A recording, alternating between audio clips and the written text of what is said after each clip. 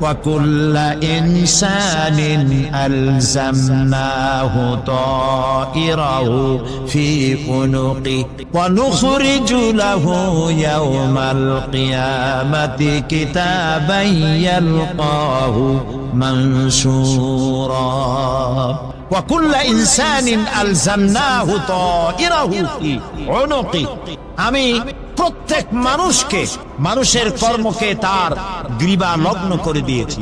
আপনার আমার বডির সাথে লাগানো ওই সিম কার্ডে সব লেখা হয়ে যাচ্ছে, কিয়ামতের দিন এগুলি হাতে দেওয়া হবে। আর আল্লাহ তাআলা বলবেন ইকরা কিতাবাকা কাফা বিনাফসিকাল ইয়াউমা আলাইকা হাসিবা। ইকরা কিতাবাক, তাকে বলা হবে এবার তুমি পড়ো। কাফা বিনাফসিকাল ইয়াউমা আলাইকা হাসিবা, তোমার এই কিতাব পড়ো আর তোমার এই হিসাব গ্রহণ করার জন্য কিতাবটা ভালো করে পড়ো। তোমার নিজের হিসাব নেওয়ার জন্য তুমি নিজেই যথেষ্ট। তুমি দোজখে যাবা না বেহেশতে যাবা, তুমি নিজেই সিদ্ধান্ত নাও কোথায় যাবে। তোমার নিজের কি করছিলা এখন তুমি দেখো।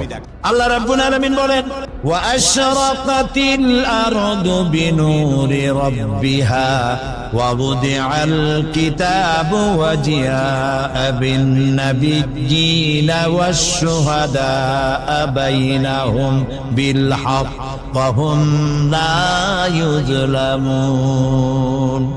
পৃথিবী তার রবের নূরের ঝলকানিতে উদ্ভাসিত হবে। সুবহানাল্লাহ, আল্লাহর নূরের ঝলকানিতে গোটা পৃথিবী উদ্ভাসিত হয়ে যাবে।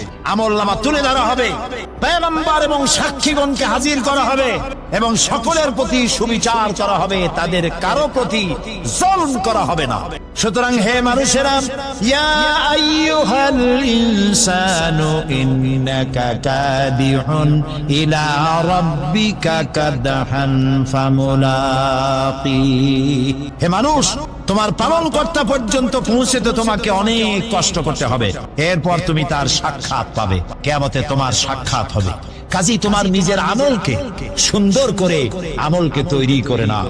ফাম্মা মান উতিয়া কিতাবাহু বিয়ামিনিহি ফাসাউফা ইউহাসাবু হিসাবান ইয়াসীরা ওয়া ইয়ানকালিবু ইলা আহলিহি মাসরুরা। সুবহানাল্লাহ, যার ডান হাতে আমলনামা দেওয়া হবে, কিয়ামতের দিন আমলনামাগুলি উড়িয়ে দেওয়া হবে। ইমানদারের সামনে থেকে কোন হাতে আর বেঈমানের পিছন থেকে বাম। এই আমলনামা যখন যার ডান হাতে আমলনামা পৌঁছে যাবে, তার হিসাব নিকাশ সহজ হয়ে যাবে। আমলনামা হাতে করে আনন্দ চিত্তে সে আপন পরিবারের সঙ্গে মিলিত হতে পারবে। সুবহানাল্লাহ। আল্লাহ কিয়ামতের দিন দয়া করে আমাদের আমলনামা আমাদের ডান হাতে দিয়ে দিও। আনন্দ চিত্তে পরিবারের সঙ্গে দেখা করে সব পরিবার, মা বাপ, স্ত্রী পুত্র পরিজন, ভাই বোন, বন্ধু বান্ধব নিয়ে জান্নাতে থাকার তৌফিক দিও। ওয়া আম্মা মান উতিয়া কিতাবাহু ওয়ারাআ যাহরিহি ফাসাউফা ইয়াদউ থুবুরা ওয়া ইয়াসলা সাঈরা। যার আমলনামা পিছন থেকে বাম হাতে আসবে, সে তো মৃত্যুকে আহ্বান করতে থাকবে, মৃত্যুকে ডাকবে। এর থেকে যদি মরে যেতে পারতাম তাও ভালো হইতো। তার আর উপায় থাকবে না, তার জায়গা হবে জাহান্নামে। নাউযুবিল্লাহ।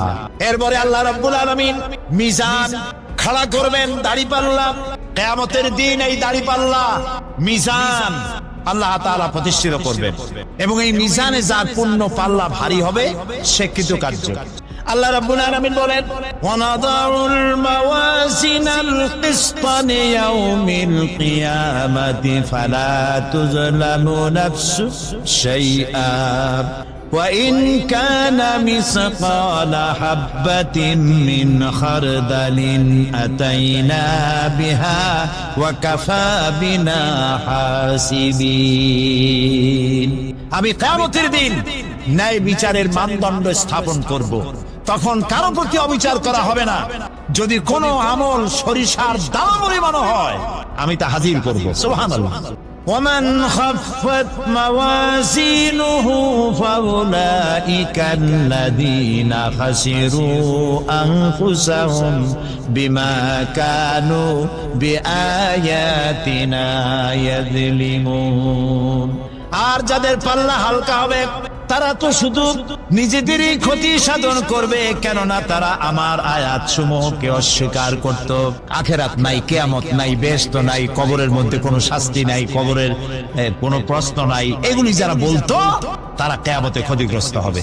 বুখারী শরীফের শেষ হাদিস, আল্লাহর নবী বলেন, কালিমাতানে হাবিবাতানে ইলার রহমান খাফিফাতানে আলাল লিসান সাকিলাতানে ফিল মিজান সুবহানাল্লাহি ওয়া বিহামদিহি সুবহানাল্লাহিল আযীম। নবীজি বলেন, দুইটা কালেমা, দুটি শব্দ আল্লাহর কাছে খুবই প্রিয়, মুখে উচ্চারণ করা একেবারেই হালকা, আর কিয়ামতের দিন এই শব্দ দুটি দিয়ে আল্লাহ রাব্বুল আলামিন মিজানের পাল্লাকে ভারী করে দিবে। সেই শব্দ দুটি হলো সুবহানাল্লাহি ওয়া বিহামদিহি সুবহানাল্লাহিল আযীম সুবহানাল্লাহি ওয়া বিহামদিহি সুবহানাল্লাহিল আযীম। এই জান্নাতের ভিতরে জান্নাতীদের মধ্যে কোনো দুঃখ থাকবে না, একটি দুঃখ ছাড়া। তারা মনে মনে ভাববেন, রব্বুল আলামিন অমুক অমুক সময় চায়ের দোকানে বসে আড্ডা মেরেছিলাম, বাসের মধ্যে ঘন্টার পর ঘন্টা বসেছিলাম, আজে বাজে চিন্তা করেছি, সময় চলে গেছে ঘন্টার পর ঘন্টা। ওই সময়গুলিতে যদি তোমার নামের জিকির করতাম, তেলাওয়াত করতাম, তাহলে জান্নাতের ভিতরে আজ আমি আরো ভালো ভালো জায়গা পাইতাম।